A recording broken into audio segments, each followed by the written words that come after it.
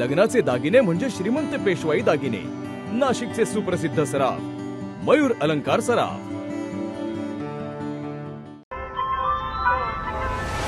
ताज्या बातम्यांसाठी नाशिक न्यूजच्या YouTube चॅनलला सबस्क्राईब करा आणि बेल आयकॉनला प्रेस करा।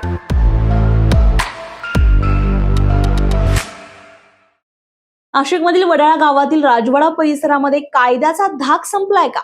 गाड्यांची जाळपोळ, टवाळखोरांची दहशत आणि नागरिकांमध्ये वाढती भीती या सगळ्यांमुळे पोलिसांच्या कारवाईवरच आता प्रश्नचिन्ह उपस्थित होत आहे। वडाळा गावातील राजवाडा विविध कार्यकारी सहकारी सेवा संस्था परिसरात टवाळखोरांचा उच्छाद वाढलाय। परिसरात गाड्यांची जाळपोळ करण्यात आल्यानं नागरिकांमध्ये भीतीचं वातावरण निर्माण झालंय। स्थानिकांच्या म्हणण्यानुसार काही टवाळखोर रस्त्यावर उभं राहून नशा करत नागरिकांना धमकावतायत।